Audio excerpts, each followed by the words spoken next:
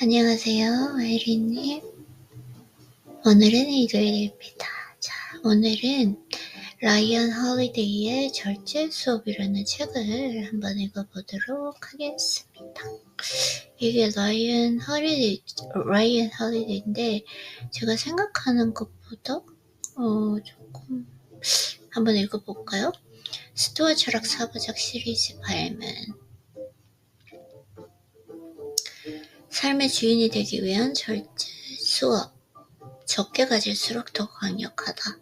거절의 미덕, 반복이 주는 복리 효과. 중독을 끊어내는 유일한 방법. 주변을 정리하면 인생이 관리된다. 기회는 기다리는 자의 것이다. 모든 선택은 육체에 새겨진다. 와우. 너무 재밌을 것 같아요. 중독과 몰입의 차이. 한번 읽어볼까요? 강한 자는 적게 말한다. 오케이. 예시로 쓰여졌을까? 어떻게 쓰여졌을까? 예시로 많이 쓰여졌네요. 최대한 예시는 가면서 한번 읽어보도록 하겠습니다. 존 F. 케네디에 관한 얘기고요. 부유하게 태어났을지는 모르는 신에게서 좋은 패를 받았다고 할 수는 없다. 그 아버지에 대한 게 있죠. 케네디의 잘못 때문이 아니었습니다. 그것은 막막함을 넘어서는 극도의 고통이었습니다. 병력을 읽어보고 그는 증상을 완화하려는 의지를 어느 정도나 발휘했는지를 알게 된 사람이라면 오싹함을 느꼈을 것입니다. 이게 언젠가 케네디는 영국 총리에게 계속 성관계를 맺지 않으면 편두통이 생긴다고 말했습니다. 그 의사는 케네디가 암페타민과 진통제를 섞은 칵테일 주사를 맞는 것을 알고는 말리려고 했습니다. 그러자 말 오줌이라고 해도 나는 개의치 않습니다. 효과가 있으니까요. 엄청난 신체적인 진짜 존 F. 케네디 네. 고통을 겪었네요. 이거 대략은 알고 있었는데 이 정도일지는 몰랐어요. 자, 과연 정말로 효과가 있었을까요? 케네디는 계속해서 점점 더 많은 것이 필요해질 뿐이었습니다. 맞아요. 그래서 안 된다고 사람들이 경고하는데도 쇼핑하듯 여러 의사를 찾아다니고 미심쩍은 의료업자들은 대통령 집무실에 자기 삶에 불러들였습니다. 이게 진짜 너무 힘들었겠다. 역사는 케네디가 쿠바 미사일 위기에 긴장감 넘치던 13일 동안 보여준 차분하고 현명한 자질에게 찬사를 보냈지만 더 가까이 들여다보면 그의 무모한 약물 편력이 수백만 명의 사람에게 매일같이 같은 위험을 초래하고 있었는지 알 수 있습니다.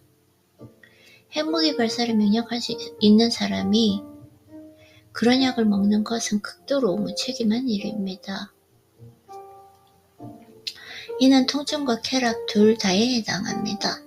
통증과 쾌락은 몸에서 느껴지지만 우리가 항상 보호해야만 하는 정신과 기분, 즉 절제에 영향을 미칩니다. 에픽테토스는 고문으로 뒤틀리고 골절된 다리 때문에 평생 고통을 받았습니다. 케네디의 문제는 자기 문제를 다 사라지게 해줄 마법의 알약 같은 것을 바랐다는 점입니다. 사실 케네디의 유통에 실제로 효과를 낸 그 치료법은 상당히 단순했습니다.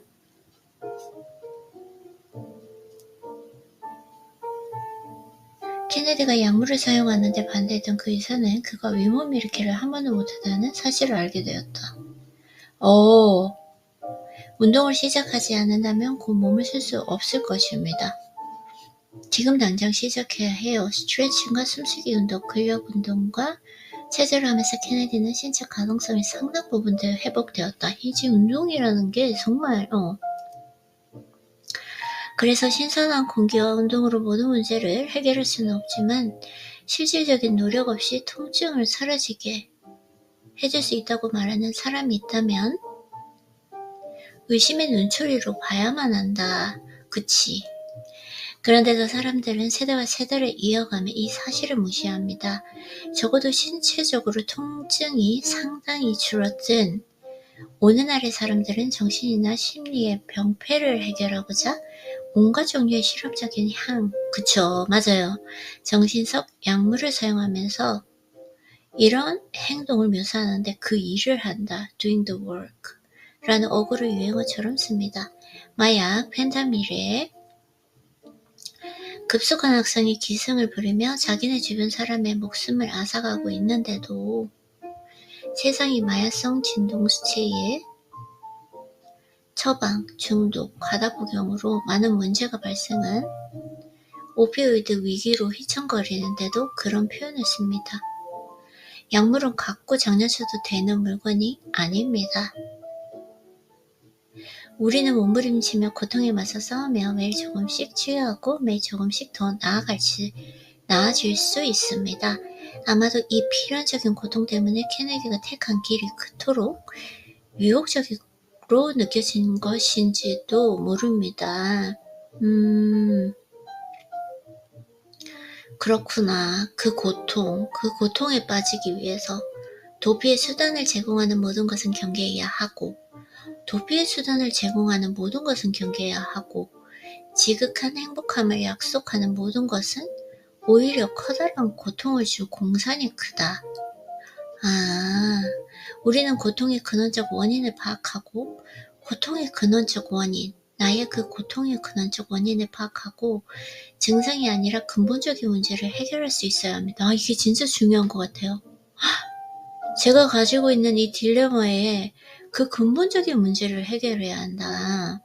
케네디는 물리적 치료뿐만 아니라 심리적 치료도 절실히 필요했습니다.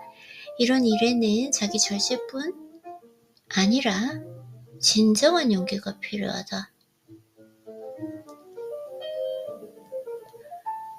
자기 절제와 진정한 용기.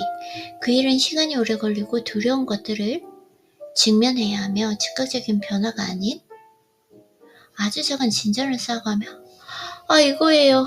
Oh my gosh. 이게 즉각적으로 되는 것이 아니라 제가 천천히 또 제가 그만큼 성장한 거 이것도 그렇게 해야 된다라는 거구나. 너무 신기해요. 최근 제가 지금까지 가지고 있던 이 문제에 대해서 명확하게 답변을 해주고 있어요. 자, 그 일은 시간이 오래 걸리고 두려운 것들을 직면해야 하며 즉각적인 변화가 아닌 아주 작은 진전을 쌓아가며 천천히 나아가야 하기 때문입니다. 심리적 치료는 쉽지 않을 것입니다. 하지만 적어도 따르는 부작용은 아주 적다. 결국은 이거예요. 근본적인 문제를 해결해야 된다는 거?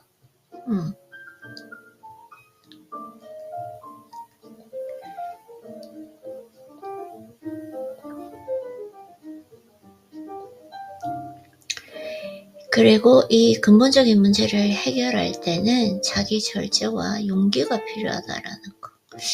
그래서 그렇군요. 그리고 더 중요한 것은 이 일 자체가 시간이 오래 걸리고 두려운 것을 직면해야 하며 아주 작은 진전을 쌓아가야 된다라는 거. 이게 정말 답이네요. 매일 조금씩 치유하는 일은 아무리 부당하고 불쾌하더라도 고통과 함께 살아가는 길을 찾는 일을 의미할 수도 있습니다. 고통과 함께 살아가는 길을 찾는 일이다? 매일 조금씩 치유하는 게? 고통과 함께 살아야 되나요? 수도가 철학자들에게 이를 가리키는 단어로 견뎌야만 하는 것을 뜻하는 엠메네티아가 있습니다. 견뎌야만 하는 것. 루게르는 야구의 경력을 길게 이어가려면 다친 채로도 경기해야 하고 그것이 삶 자체의 요구기도 하다는 것을 알았습니다. 한 팀 동료는 이렇게 말했습니다. 털어낼 거야. 그게 내가 항상 해온 일이니까. 술이나 아니면 더 나쁜 것에 의지할 수도 있겠지만 게릭은 그렇지 않았습니다. 게릭은 맑고 또렷한 정신을 유지했습니다.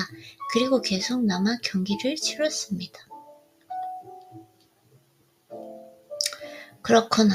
회피하려는 게 어쩌면 쉽기 때문에 도망가려고 했을 수도 있겠다. 그게 그러면서 방법이라고 생각했을 수도 있겠다. 하지만 한번 이걸 치유하지 못하면 계속해서 이걸 반복해야 되는 것이고, 한번 이게 너무 어렵지만 치유하게 되면 앞으로 이러한 고통을 가질 일이 없으니까 충분히 가치 있는 것이 아닌가? 근데 내가 왜 회피하려고 했을까? 도망가려고 했었던 건 그저 쉬운 거였고, 내가 절제할 뿐만 아니라 용기가 필요했다는 거기 때문에 한 번 할 때 그게 더 어렵고, 시간이 오래 걸리며 두려운 것을 직면해야 되는 그렇다고 해서 결과가 바로 일어나지 않는 아주 작은 진전을 쌓아가는 일이기 때문에 그랬구나. 그냥 그 순간에 그냥 쉬운 선택을 했던 거구나.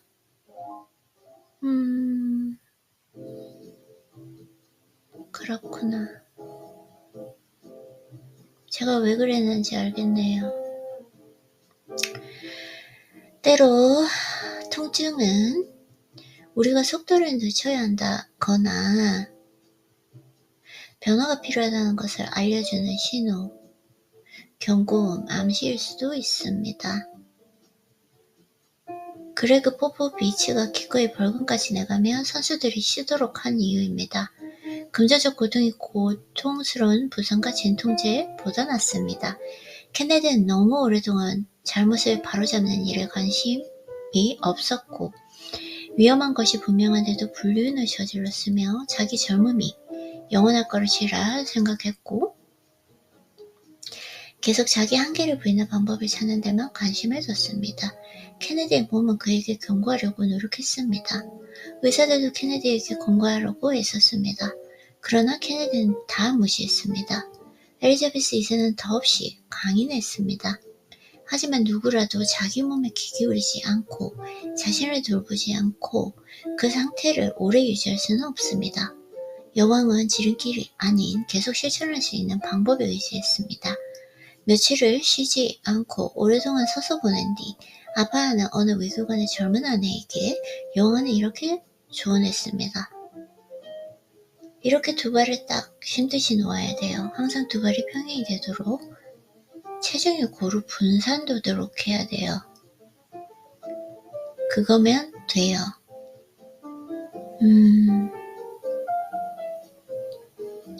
물론 그것만으로 다 되는 것은 아니지만 그렇게 시작하면 됩니다. 육체와 정신이 절도 있고, 육체와 정신이 절도 있고, 착실하고 침착하게 협력할 방법을 찾아내야 합니다. 육체와 정신이 절도 있고, 착실하고 침착하게 협력한다.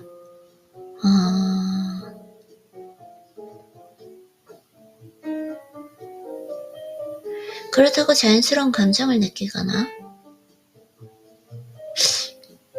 열정이라는 감정, 실수를 줄이고 더 면밀하게 살아야 할 위치에서 자신을 통제하지 못한다면 나열 통제, 덜 중요한 일을 하는 사람은 별 문제 없이 빠져나갈 수 있겠지만 우리는 아닙니다. 우리에게는 한순간의 자기도취와 흥분으로 자신뿐 아니라 팀 동료들의 최종 우승까지 날려버릴 여유가 없습니다. 충동적으로 내린 그 결정은 훈련을 망쳐버릴 여유도 없고, 열정이 차분하고 온화한 빛을 완전히 가려버리는 것을 허용할 여유도 없습니다. 다른 사람들은 그럴 수 있을지도 모릅니다. 하지만 우리는 아닙니다. 그렇다고 자랑스러운 감정을 느끼거나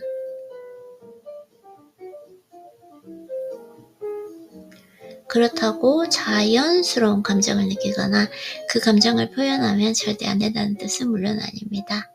사랑하고 사랑받으며 열정을 느끼십시오. 핵심은 기분이 상했을 때 자신이 사랑하는 사람에게 잔인한 말을 하려고 하거나 몇 주 동안의 유혹 때문에 자신이 사랑하는 사람의 신뢰를 배신하려고 하는 자신을 저지하라는 것입니다. 우리도 화가 날 수 있습니다. 중요한 것은 화에서 촉발된 어떤 행동도 하지 않는 것이다. 오 마이 갓.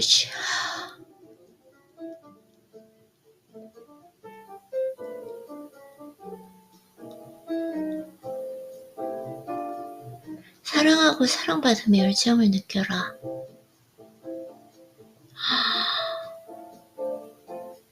와. 핵심은 기분이 상했을 때 자신이 사랑하는 사람에게 화가 났을 때 어떤 말도 하지 말라. 잔인한 말을 하려고 하거나 몇 주 동안의 유혹 때문에 자신을 사랑하는 사람의 신뢰를 배신하려고 하는 자신을 저지하라는 것입니다. 우리도 화가 날 수 있습니다. 중요한 것은 화에서 촉발된 어떤 행동도 하지 않는 것입니다.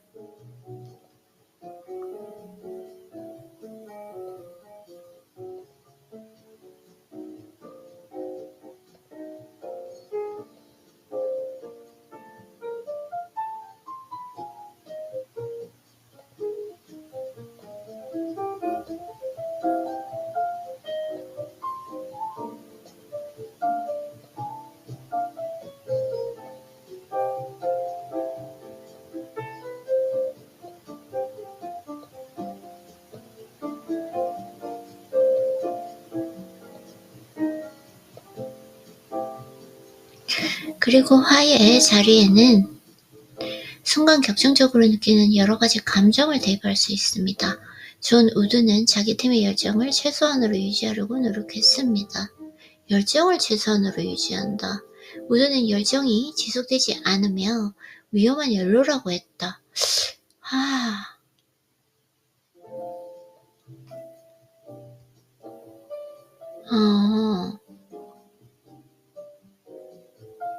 위험한 연료이다. 나는 그들이 집념으로 가득하고 세밀하게 집중하되 자신을 통제하길 바란다. 이런 태도에 재능과 훌륭한 가르침을 더하면 가장 높은 수준의 단계에서 경쟁하고 승리하는 팀을 이끄는 자신을 발견하게 된다. 자신이 열정의 노예라면 이런 일은 이뤄질 수 없다. 열정의 노예. 나는 그들이 집념으로 가득하고 세밀하게 집중하되 자신을 통제하길 바란다. 이런 태도에 재능과 훌륭한 가르침을 더하면 가장 높은 수준의 단계에서 경쟁하고 승리하는 팀을 이끄는 자신을 발견하게 된다.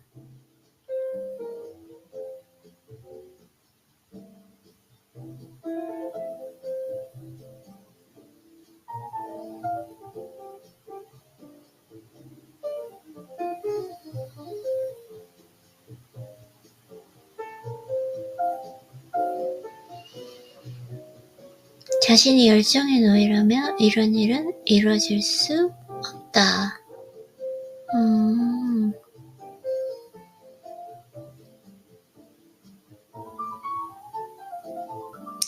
나는 그들이 집념으로 가득하고 세밀하게 집중하되 자신을 통제하길 바란다. 근데 열정이 그 연로라는가?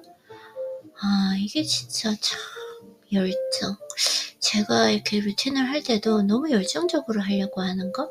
이런 것들이 조금 문제가 되었던 것 같아요. 맞아.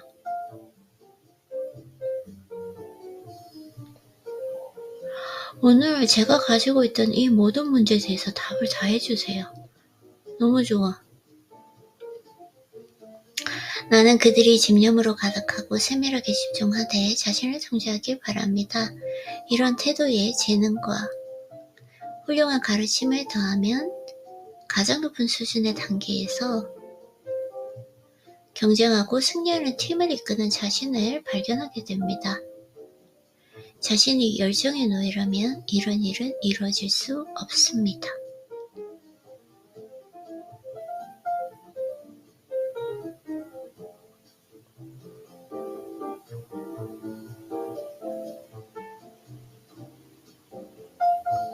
끊어야 할 모든 나쁜 습관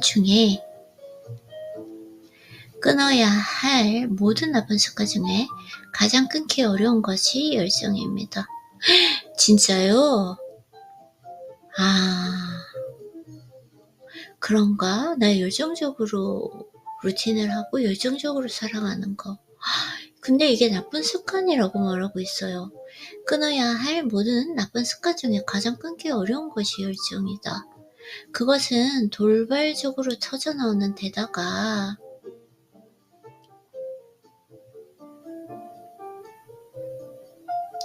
열정인데 그것은 돌발적으로 터져나오는 데다가 너무나 강력하면서도 가연성이 강한 연료이기 때문입니다.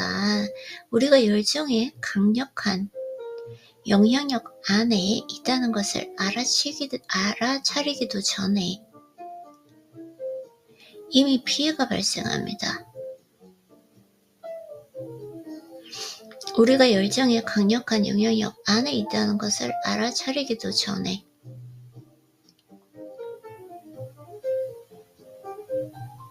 열정의 강력한 영향력이 있다는 것을 알아차리기도 전에 이미 피해가 발생합니다. 열정을 품을 수는 있겠지만 아무도 열정의 노예가 되어서는 안 된다. 너무 열정적인 거? 열정적인 게 나쁜 습관의 하나다라고 하는 거?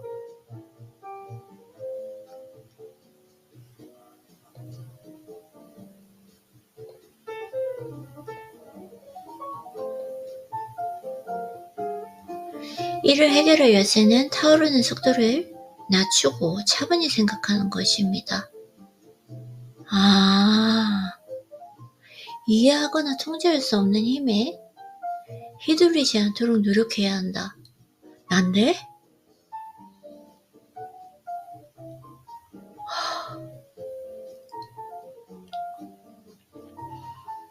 중독자가 갈망의 신호를 감시하고 경계하듯이 우리는 열정이 이성을 앗아가기 전에 개입하여 자기 절제를 발휘할 그 시점을 잘 찾아야 합니다.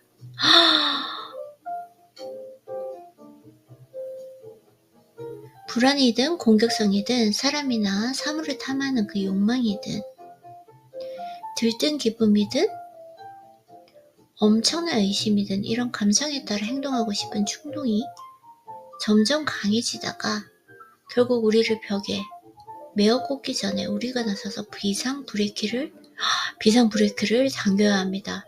출구 나들이 목이 나타나며 항상 그리로 빠져나가야 합니다. 이거예요. 제가 가지고 있는 의문이. 와, 어떻게 이럴 수 있지? 오늘 제가 가지고 있던 두 가지의 이 딜레마가 두 개 다 해결됐어요. 이 책을 읽음으로써. 나 너무 흥분했나? 목소리? 오 마이 갓. 이건데요? 나 너무 행복하네요, 진짜.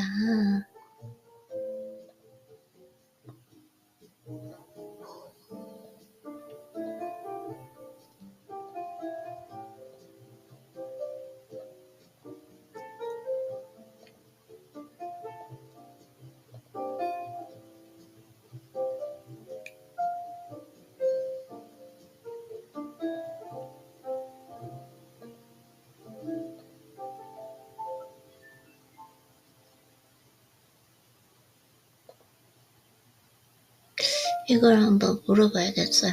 나중에 이거 한번 물어보고. 그래서 엘리자베스 2세는 남편 필리콘과 함께 오래 이동한 어느 날 그가 흥분해서 실랑이를 벌이는 모습을 발견했습니다.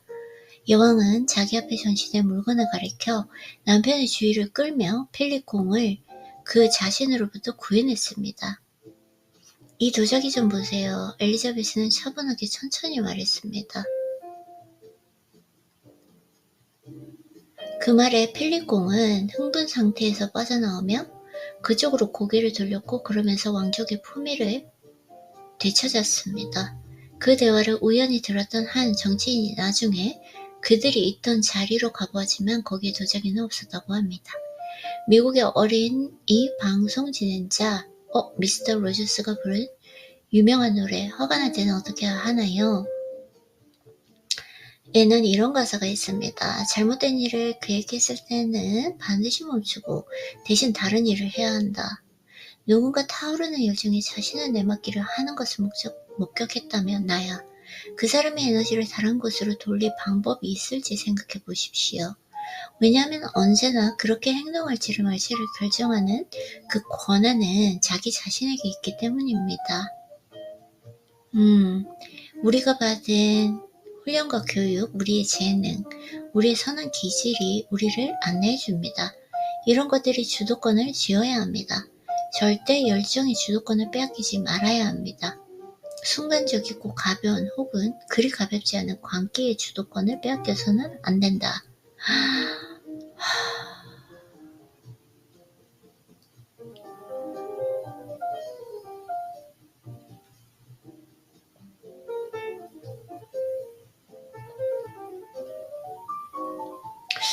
열정의 주도권을 뺏기지 말라.